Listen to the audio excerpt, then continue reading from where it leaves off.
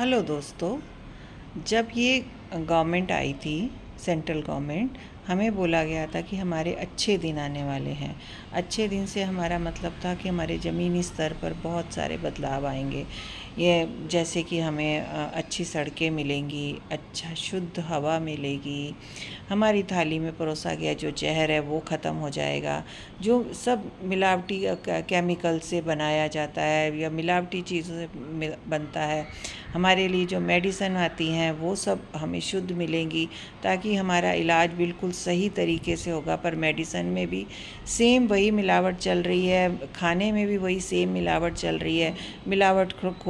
मिलावटखोर वैसे का वैसा ही काम कर रहे हैं जैसा कि दूसरी गवर्नमेंट के राज में होता था।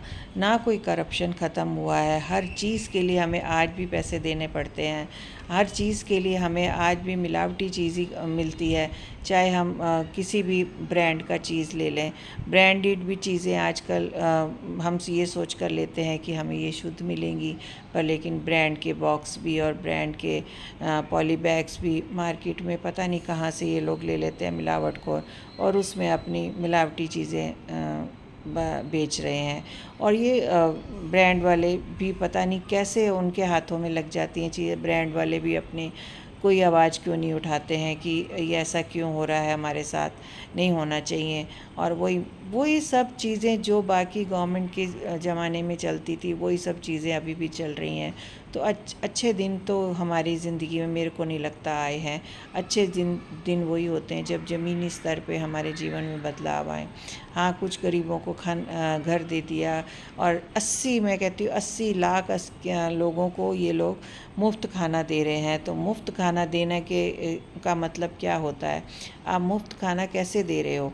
मुफ्त खाने की जगह आप उनको रोज़गार दो ना। मुफ्त खाना देने से अच्छा तो वो लोग काम करने से जी चुराएंगे। वो लोग काम करके कभी नहीं खाना चाहेंगे, उनको सिर्फ मुफ्त खाने की ही आदत पड़ जाएगी।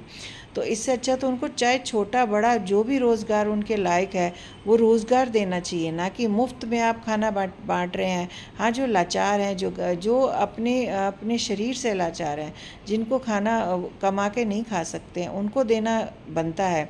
पर लेकिन आप हर उस गरीब को दे रहे हैं जिसके पास अपना जो अपने ज़िंदगी अच्छी तरह से कमा खा के चला सकता है, उसको भी आप 80 लाख लोगों में गिन रहे हैं।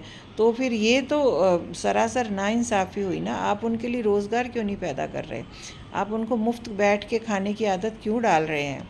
वह तो ये चीज़ें ज़मीनी स्तर पे हमारे बदलाव होने चाहिए। तो जो नहीं हुए, जो पहले की गवर्नमेंट में भी ऐसे ही हमें मिलते थे और आज भी हमें ऐसे ही मिल रहे हैं। तो मैं कहना चाहती हूँ ज़मीनी स्तर पे हमारे लिए बदलाव होगा तो ही हमारे अच्छे दिन आएंगे, नहीं तो कहीं नहीं अच्छे दिन आने वाले हैं। हमारी ज़िंदगियाँ यूँ ही चलती रहेंगी, और हमारे जीवन में यूँ ही धीरे धीरे ये खाने में और पानी में और हवा में जहर जो हमें मिल रहा है वो मिलता रहेगा, और हम बीमारियों से त्रस्त होते रहेंगे।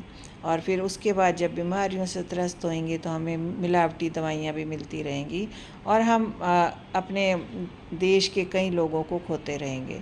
तो ऐसा ना करके इसके ऊपर आवाज़ उठानी बहुत ज़रूरी है। तो इसके बारे में आप सब सोचिए और आवाज़ उठाइए। मैं ऐसा चाहती हूँ।